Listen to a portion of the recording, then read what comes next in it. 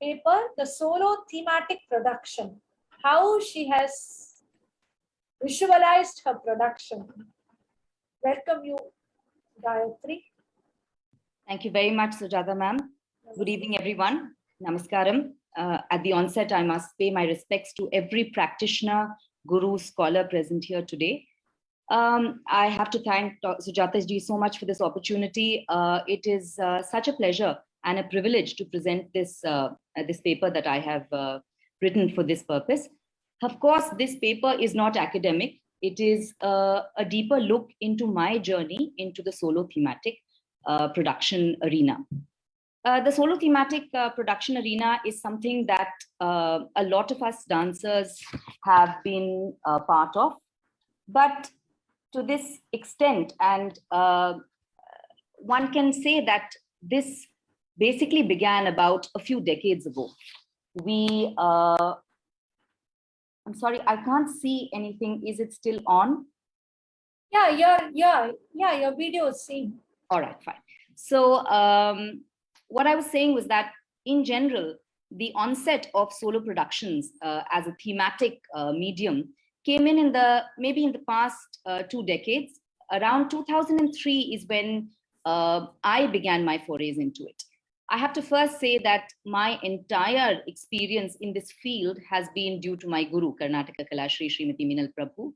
And Meenalaka and I both got into this scenario quite accidentally, because it was in 2003 that we went into this headlong, because I had been invited to the Indian Habitat Center in Delhi, and I was supposed to present this performance for the purpose of the International Women's Day. So we got quite involved in discussions about what I was going to present. Now, till this point, I was only doing format margams, like the way we perform in general.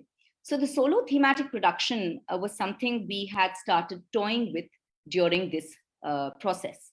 And it's quite interesting because since it was International Women's Day and we were planning to do something together for that, we decided on honing down our ideas to a very strong, brilliant woman whom we could talk about. Now, every woman in the Puranas, every woman in the Indian mythology, the heroines, are all strong women. So was it Shakti that we were going to deal with? And these discussions carried on, and we arrived at the Panchakanya. Now, the Panchakanya actually is a very exciting topic to deal with.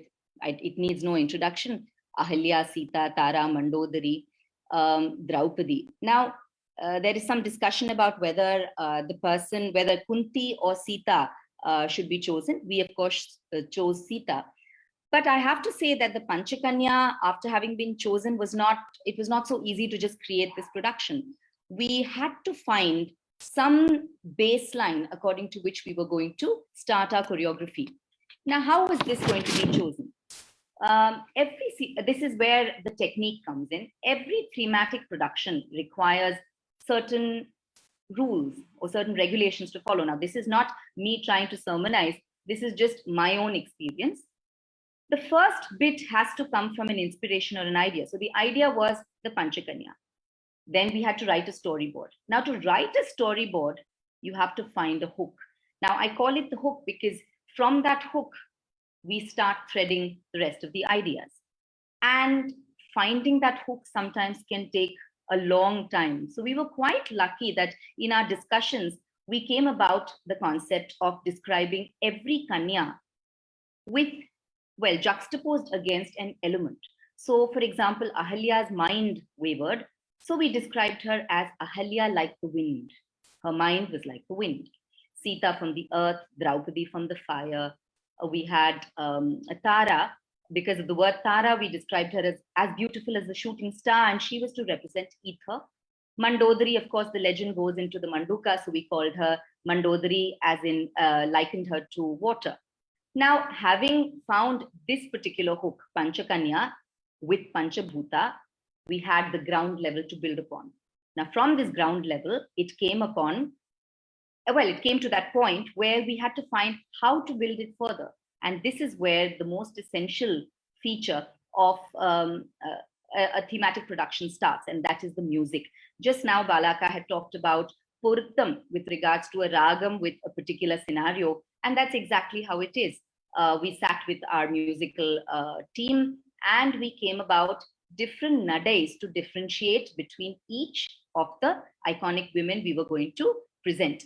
And finally, when we built step by step, the whole production became quite an organic, it built itself organically and framed itself. Now, this was the first ever thematic solo production I had ever done. The use of costumes was there. If you can see, each Kanya had a specific melaka that I added onto the main costume to denote that I was changing character. So that was a tool I had used. The lighting, of course, is another great tool along with the music. Panchakanya was completely choreographed by my guru, Srimati Minal Prabhu. But over the years and over the various platforms that I have performed it, it has gained a lot of flavor that I have infused in it, of course, with my own experience and my own choreographic skills having improved. The process of bringing Panchakanya to stage actually made me very, very inspired to start working on several different female iconic figures. So, of course, I was tremendously inspired by Jagannatha, Sita, and Draupadi. And the first production that came after Panchakanya was Sita Swagatom. Why Swagatom? Because it was her own story. Now, many people have presented perspectives of Sita through, as Sita looking at the Ramayana through her own eyes. What set this apart? That is the hook. The hook for this was that we wanted to present Sita and her ideas about the Ramayana, her perspectives about the Ramayana as a series of non-chronological flashbacks. So it began actually not with Raja Janaka finding her, ending with Pattabhishekam, or ending with her going into the earth. It began with a pregnant Sita with Rama, and then Sita goes into a flashback. Now these flashbacks became the punctuation. There again is a very important part of trying to create a solo production. How do you punctuate? These punctuations are what bring a production together. How do you separate facets if it is not a margam? Because the margam by itself is so beautiful. We all dance margams. The Alaripu, the Varnam, the Tillana, the Padam, the Javali. Each is punctuated. Each is different. Each does not depend upon a segment before or is not dependent upon a segment after. It is set there and you present it with sancharis. Of course, you introduce your own intelligence and creativity in those sancharis. But in a thematic production, every link has to be punctuated because the one before and the one after will be linked in a very, very organic fashion. So Sita Swagatam depended on these non-chronological flashbacks. Now, how do I separate it? How do we separate it? So there came the concept of bringing a Purtamana ragam for this, an absolutely suitable ragam for this purpose. And we use that ragam as the punctuation. And in this, Sri Balasubramanya Sharma and Sri G. Gurumurti, the singer and the percussionist, they helped us vastly because they wrote this score, like a score that would keep repeating itself every time Sita went into a flashback and then was jolted back into the present. And so he chose Nalina Kanti because it so beautifully lilts itself to the beginning of a memory, the beginning of a thought process. I'd like to share with you a small excerpt of Sita Swagatam, the video, because it shows how I also in this changed the way I was emoting earlier. Earlier, whenever we had a difference in characters, I would switch personality, switch the position. But in this, I had to learn the process of playing several roles and switching the roles in absolute split seconds. So I learned the process of just shifting a look and then shifting a look. And then if it was Rama, then that was Sita. So that itself became a very, very beautiful way of my advancing as an artist as well. I'd like to share the video. Varun, my student, is assisting me today. Varun.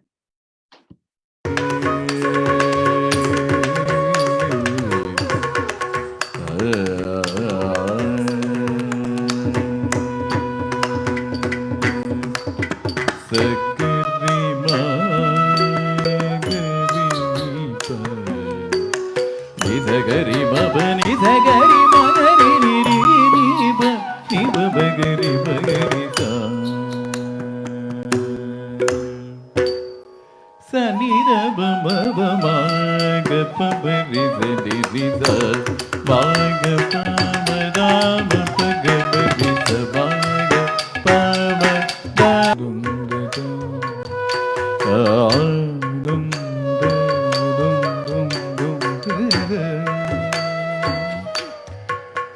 Sita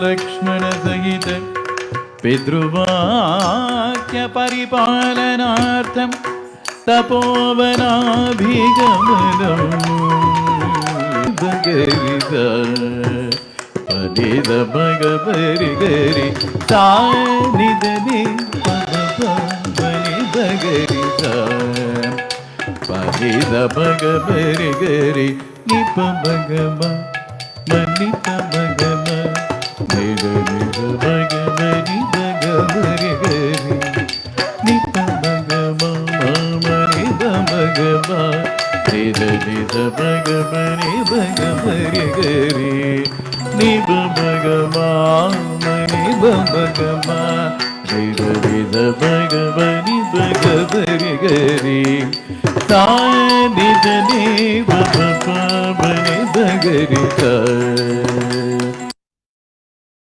What is interesting to note here is actually the fact that through this entire process, I actually learned that when you start researching into these projects, when you start reading extensively about the various characters you play, the Sancharis build up very, very beautifully because they stem from your own experiences and the way you decide to show a particular character. Like, for example, for me, when I showed Sita in the first few moments in her first Vanavasam with Rama, like you saw here, the very beautiful part about Rama telling her, you cannot come to the forest with me, you will not be able to survive, you are a princess, you are a queen. And she says, no, you take me, you are there, you will look after me. And then she goes, and of course, this thorn pricks her. And then he looks at her and says, didn't I tell you so? So that is a very typically life lesson, isn't it? It's something that we all go through. And that really stands absolutely as the root of every solo thematic production. The aim of every solo thematic production is to stick with the epic. It is to stay within the thread of the epic, not bend the grammar, but bring in your creative input such that it gains a very beautiful color, and layer by layer you begin to color a production and it becomes very much yours. So Sita Swagatom led into the next production. I have to say that Sita Swagatom also began completely as Minalaka's choreography, and then over the years it has become a joint venture because I have infused within it so much of my own experience, so much of my own reading, and so it has developed like that. The interesting production came after Sita Swagatom for me, which is Yagniseni. Yagniseni, of course, as the name would tell you, is about Draupadi. Yagniseni explores the story of Draupadi not as a form of Shakti, not as the angry, vengeant lady who drove the Mahabharata war. It actually goes into her psyche as a very tender, sensitive person who had these relationships with these 5 men. I mean, I often joke with a lot of people I speak to as, it is tough enough to manage one husband. Imagine what she went through managing 5. So it was a sort of a look into the deeper psyche of Draupadi and trying to bring out that aspect, because I don't think many people bring out that aspect of her. And it was challenging because previously to this, I had brought out that aspect in Panchakanya. I had played Draupadi in Trikon, which was a huge dramatic production, both in English theatre and in Bharatanatyam. And so I had started sort of crawling into that character a little more and more, but this was completely different. I had decided to completely portray her differently. Yagniseni was my first foray into completely choreographing, working with the team, taking creative inputs from Minlaka, but working on it myself. Now, the interesting part about this production is that I actually went into this production quite accidentally in certain ways. I had gone for a performance in Singapore. It was actually a poetry reading of Pavan Varmaji, who needs no introduction. And he had written a book about Yudhishthir and Draupadi as a series of sonnets about the Yaksha Prashna, and then how during the Yaksha Prashna, when Yudhishthira says how his best friend is Draupadi, his wife, their relationship develops and takes on a new curve, because before that she was so angry and hurt that he he had lost her in the game of dice. So after hearing this, I found my hook. I was going to use the sonnets to describe Yudhishthir and Draupadi.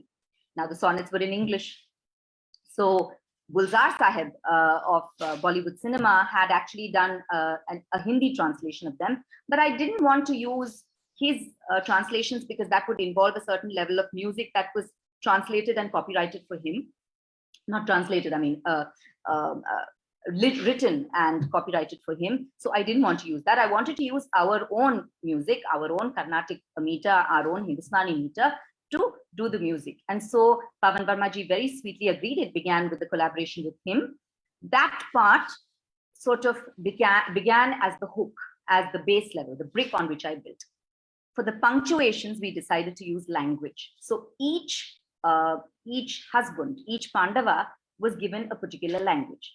Bhima had Tamil, Nakula had, Sahadeva had Malayalam, Nakula had Kannada. And so we used Tamil, Malayalam, Kannada, Telugu, Sanskrit, and English to punctuate. And not only that, we also decided, well, I also decided to use a voiceover, not as a recorded voiceover, but actually as two people, two live artists backstage, Musa Fazal, a stage actor, and a very good friend of mine, a very multifaceted artist, Gauri Gupta, who played Draupadi's voice, and Musa played Krishna's voice. So the entire thread of this production was based on conversations between Krishna and Draupadi. And that became the hook, that became the thread on which we wove this beautiful garland. I'd like to show you a small snippet of the English translation, the English enactment. Varun, if you could please play the video.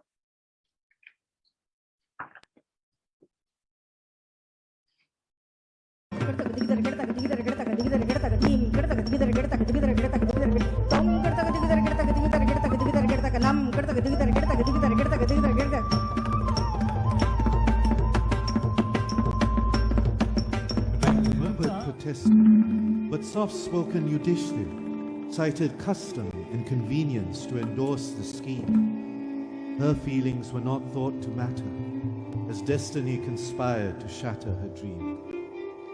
His want propelled him. He knew he'd be first.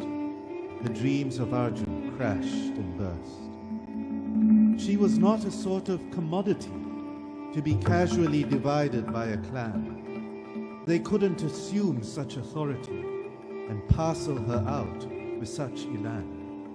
Light refracted through a crystal lens, a river roiling through her myriad tributaries, glorious in her effulgence. She was Draupadi, wreathed in mysteries, virtuous as Uma, elusive as Saraswati, Kali's revenge, Usha's foil, Rati personified, undaunted as Sati, blessed by Parvati, Shakti's coil. She could not submerge placidly in the Pandava sea. She was a goddess on fire, refulgent and free. A thought, first in passing, then persistent, pulsating inside, came to her. He had never left her and gone. Him had Hidimba, Arjun, Subhadra. But despite her brittle pride, he was always there, a wall unmoving, to lean her burdens on, a flower, yielding to a change of season, gracefully, without strife. She would give him the love of a woman, the care of a wife. Patternless, the past was a shadow on their seated, unopened eyes. Who would win the battle, resurrect the ego, mortgage the present, the future eulogize. O gods above, arbiters of destinies, can boats of paper, washed from a shore, chart on their own the course of their journeys. The Yaksha, all-knowing, did his promise restore. He was at this moment, beyond anger or greed, willing to give more than all he received. And she, queen of the Pandavas, beyond want or need, vengeful, forgiving, victorious in defeat. Two pigeons in reverie, on the cornice of time, a man, a woman, the world's pantomime. So that's a very interesting concept. I mean, the idea of using the English lyric and continuing with that, but not straying from Bharatanatyam. I have to say that at this point, we also had to use crutches and tools. Like there were some things that don't really have hastas. And so we had to use a lot of our own imagination to create words and hastas for certain words. Now, no talk about the solo thematic margam could be complete without me talking about people who have ventured into this field and had great successes. I have chosen a few artists who are very good friends and seniors and colleagues as well. The reason I have chosen them is not because I have not chosen others, but because something about their production stood out and either inspired me or touched me. I'd like to begin with, of course, the stalwart Karnataka Kalashri, Sri Satyanarayana Raju. Satyana was very kind enough to give me a little bit of his showreel.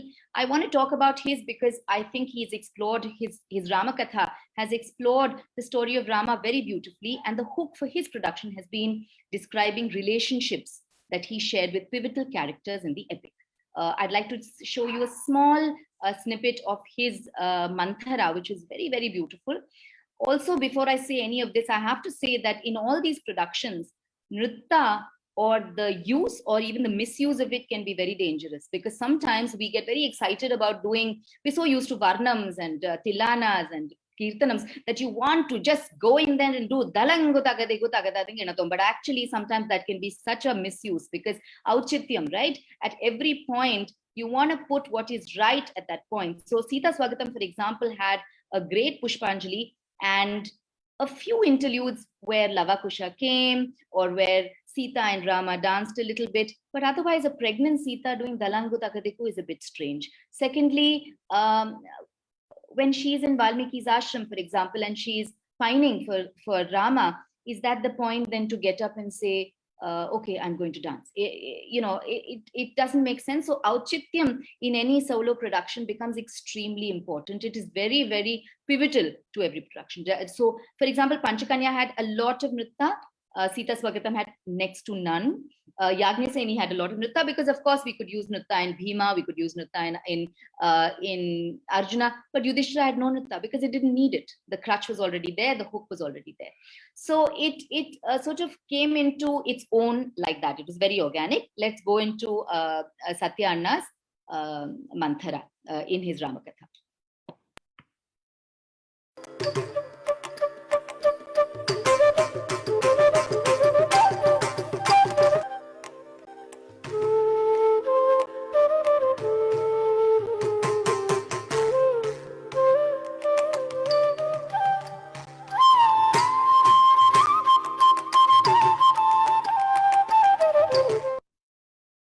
So that was amazing. I mean, his effective use of lighting, his effective use of body language.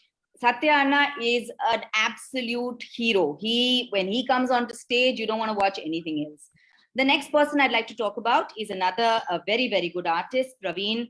Praveen Ji from Bangalore is also very, very well known for his productions. The reason I have chosen Praveen is because his production, his thematic production, Pandharpur, used a very intelligent hook.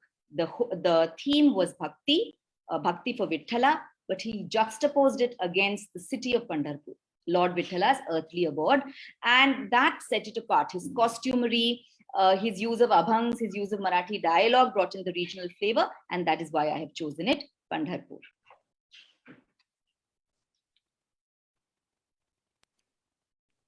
Varun, do we have the video? Yeah, thank you.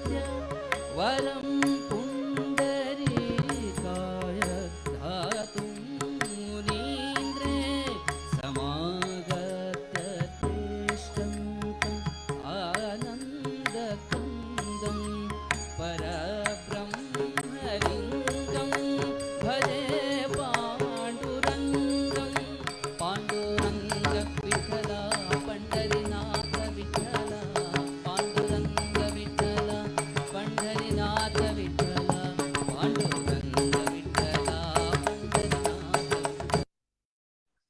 So this was, of course, Pandharpur, which is also very beautiful. The next three artists I will talk about, I'll take a few minutes to just describe this, are some of my favorite from the younger bunch of dancers.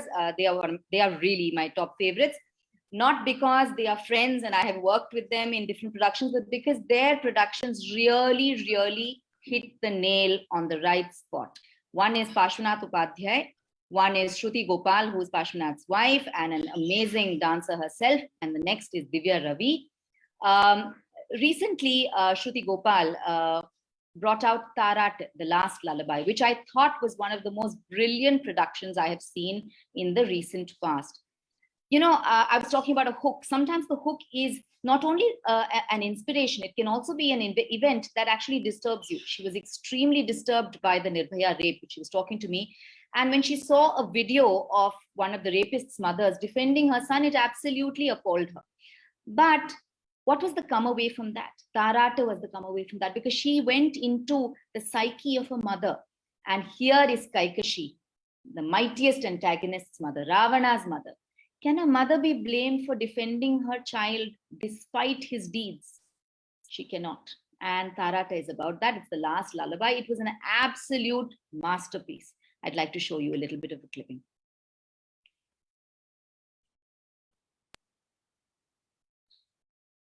Janaki palahi sinchahi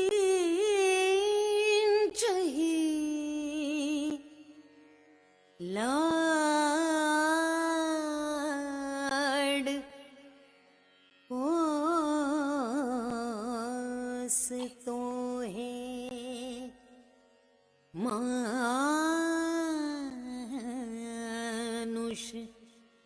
bana wahi nij chhavi nirakha niroop ko swaroop.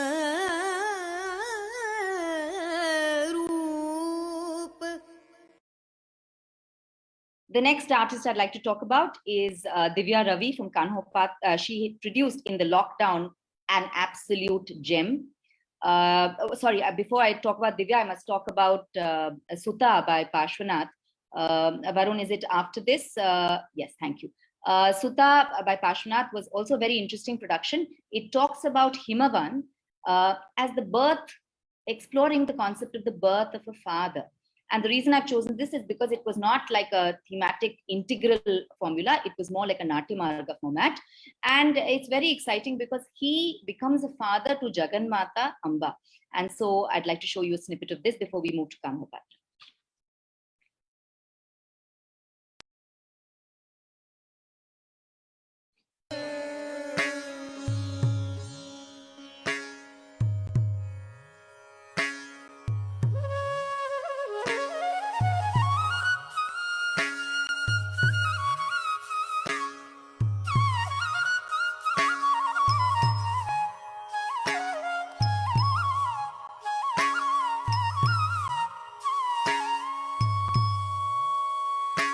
Sari gama pada sari gama gari sa pada ri sa ni da pada pa sari pa ma gari sari sa pada sa sari ma gama pa pada sa sari ma gama pa pada sa. I'm stripped for time, but I'll just talk to you about Kanhopatra from Divya Ravi. I also had two others, but I'll just mention them in passing. Divya Ravi really amazed me with her latest production, Kanhopatra, which is about a courtesan who rejects advances by various rich patrons, instead submitting herself to Lord Vithala. Now, the reason I've chosen this is very clever use of dialogue. She uses Marathi dialogue to bring about a very beautiful sequence of bhakti, which is the concept of stringing Vitthala's names, Mahavishnu's names in a garland. Please, Kanhopatra.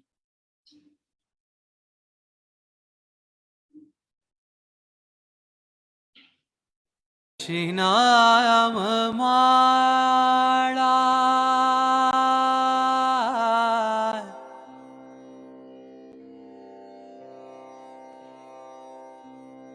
Keshava,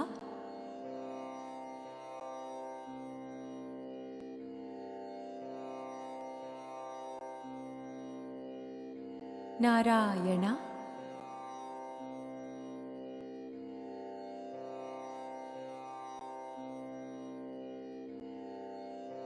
Madhava,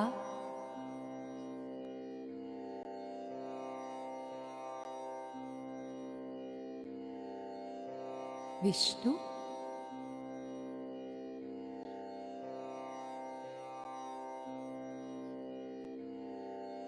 Vitthala,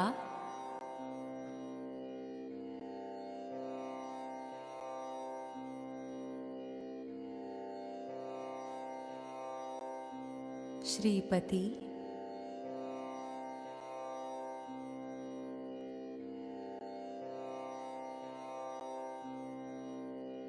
Panduranga,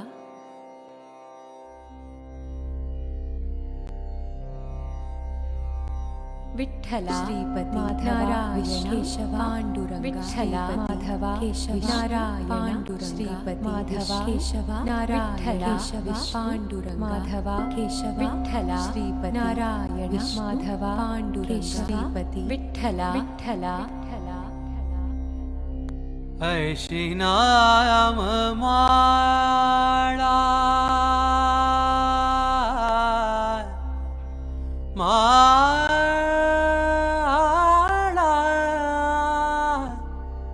ऐशी नाम माळा कानोपाद्राल्याली गळा ऐशी नाम माळा कानोपाद्राल्याली गळा.